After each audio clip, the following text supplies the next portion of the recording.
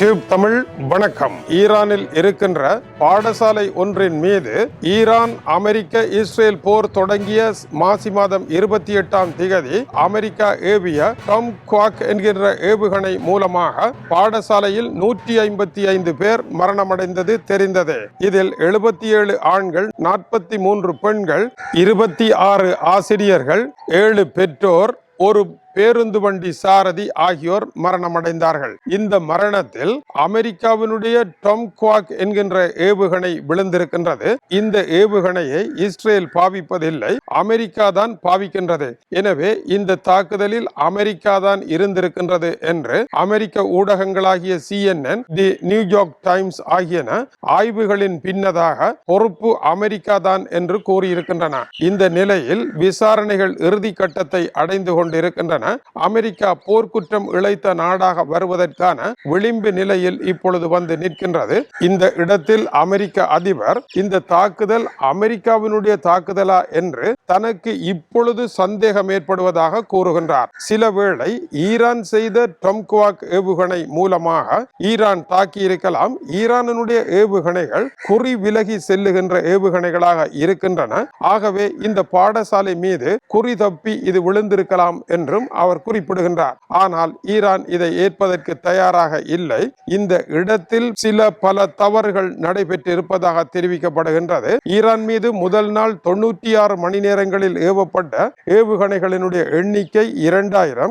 இந்த 2000 ஏவுகணைகளையும் Alan மாஸ்கினுடைய AI தொழில்நுட்பத்தின் மூலமாக அமெரிக்கா ஏவியது. இந்த AI தொழில்நுட்பம் தவறிழைத்திருப்பதற்கான வாய்ப்பு உண்டு. ஏனென்றால் AI தொழில்நுட்பத்தில் இருக்கின்ற பிரதான தவறுகளில் ஒரு தவறு, அது இணைய மூலமாக தகவலை சேகரிக்கின்றது. இணைய மூலமாக தகவலை சேகரிக்கின்ற பொழுது இந்த பாடசாலைக்கு அருகில் ஈரானினுடைய ரெவல்யூஷன் கார்ட் படைப்பிரிவினுடைய முகாம் இருக்கின்றது. இந்த முகாம் இப்பாடசாலை பகுதியில் ஏற்கனவே ஒரு தடவை இருந்திருக்கின்றது. ஆகவே பழைய கூகுள் மேப்பின் படி இந்த பாடசாலை ரெவல்யூஷன் கார்டினுடைய இடமாக இருந்திருக்கின்றது.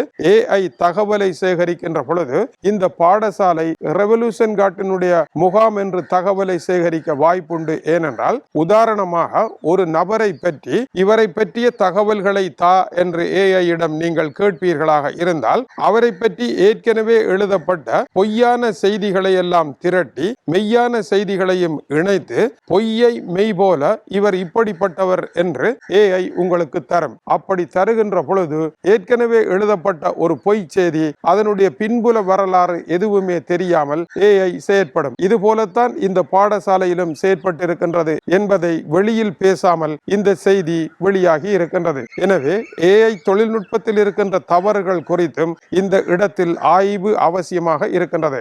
நேட்டோவினுடைய செயலர் மார்க் ரூட் அமெரிக்கா வந்திருக்கின்றார். அமெரிக்காவில் அவர் 23, 25 உத்தியோகபூர்வமான பேச்சுக்களை நடத்த வேண்டும். இந்த பேச்சுக்கள் தொடர்பாக வந்த அவரும் அமெரிக்க அதிபரும் இணைந்து ஊடகவியலாளர் மாநாட்டை நடத்தி இருக்கின்றார்கள். இந்த மாநாட்டில் பேசிய டொனால்ட் ட்ரம்ப் நேட்டோ நாடுகள் ஈரான் போரில் தன்னை ஏமாற்றி வஞ்சித்து விட்டதாக கூறியிருக்கின்றார். நேட்டோவிற்கு அமெரிக்கா பெருந்தொகையான பணத்தை வழங்குகின்றது.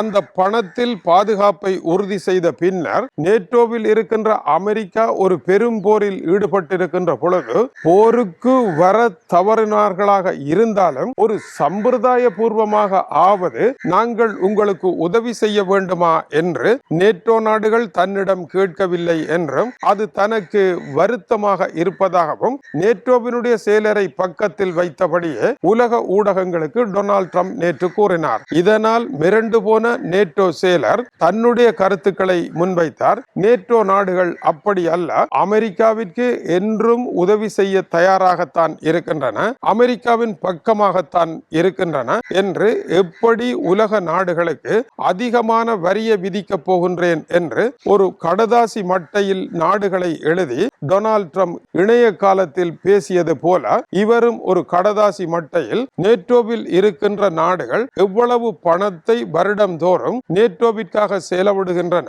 இந்த பணத்தில் எவ்வளவு பணம் அமெரிக்காவிடமிருந்து ஆயுதங்களை வாங்குவதற்கு செல்லுகின்றது, நேட்டோ படைகள் இப்பொழுது எங்கெல்லாம் நிற்கின்றன, எனவே நேட்டோ தன்னுடைய கடமையில் பின்தங்கிவிடவில்லை என்று டொனால்ட் ட்ரம்பிற்கு கூறியிருக்கின்றார். இதனால் இருவருக்கும் இடையே கருத்து முரண்பாடு இருப்பதை முதல் தடவையாக பொது வழியில் இருவரும் அருகருகாக இருந்து பட்டிமன்றம் ஒன்றை நடத்தியிருக்கின்றார்கள். இது புதிய சிக்கலாக மாறியிருக்கின்றது. நேட்டோவை கைவிட்டு அமெரிக்கா தனி வழி செல்ல போகின்றது என்றதன் பின்னதாக உருவாகி இருக்கின்ற சிக்கல் இதுவாகும். ஐரோப்பிய நாடுகளை பொறுத்தவரையில் இனிமேல் அமெரிக்காவை நம்பி பயனில்லை என்றும் அமெரிக்க அதிபரினுடைய கருத்துக்கள் நேற்றொரு பேச்சு இன்றொரு மாற்றமாக இருக்கின்ற காரணத்தினால் அவரை நம்பி நாங்கள் பயணிக்க முடியாது என்று ஐரோப்பா தனக்கான ஆயுத உற்பத்தி தனக்கான படை உருவாக்கம் என்று வேகமாக சென்று கொண்டு இருப்பதனால் இருவருக்கும் இடையே பிளவு ஏற்பட்டு கொண்டே இருக்கின்றது.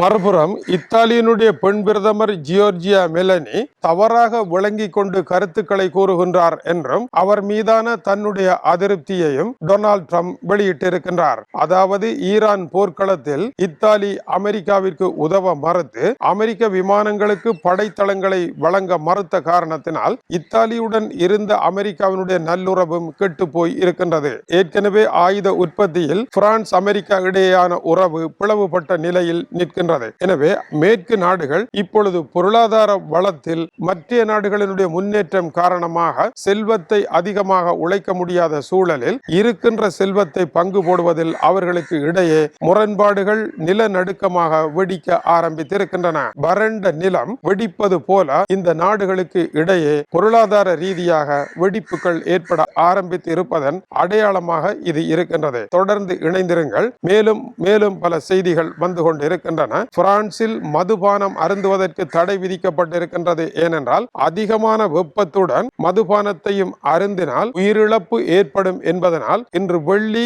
வேண்டாம் வேண்டாம் என்று நிறுத்தப்பட்டிருக்கின்றது. இது பிரான்சிற்கு மட்டுமா? இப்பொழுது கொளுத்தி கொண்டிருக்கின்ற வெயில் எல்லா நாடுகளுக்கும் சொல்லுகின்ற செய்தி மதுபானம் அருந்தாதீர்கள் என்பதுதான். தொடர்ந்து இணைந்திருங்கள். அது தொடர்பான செய்திகள் வந்து கொண்டிருக்கின்றன. இது டியூப் தமிழனுடைய உலக செய்திகளுக்காக இலங்கை வடபுலம் யாழ்ப்பாணத்தில் இருந்து கீசே துறை. வணக்கம் உறவுகளே.